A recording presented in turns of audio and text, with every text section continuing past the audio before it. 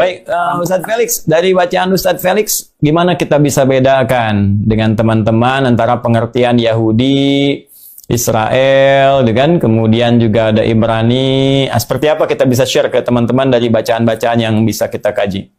Ya, kalau salah saya mohon dikoreksi Ustadz, tapi sejauh yang saya pahami, bahwasanya kita pertama harus mengenal Bani Israel. Bahwa Bani Israel ini adalah keturunan daripada Israel atau Nabi Yakub.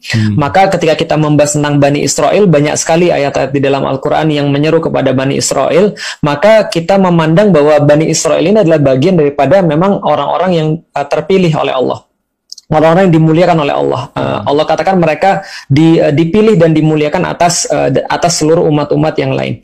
Nah, tapi di antara mereka ini nanti akan berpecah belah setelah Yusha bin Nun itu menuntun mereka masuk ke dalam tanah terjanji yang pada awalnya mereka tolak sendiri itu, maka mereka dibagi menjadi 12 wilayah yang ya namanya Yahudi, saat mereka ribut terus, akhirnya terbagi menjadi 2. Nah, 2 wilayah inilah yang menyebabkan ada term yang baru.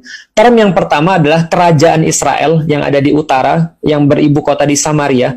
Kemudian ada term yang lain lagi, kerajaan Yahudi, yaitu adalah dari kata-kata Yehuda, salah satu anak daripada Nabi Yakub, yang berlokasi di sebelah selatan, beribu kota di Yerusalem.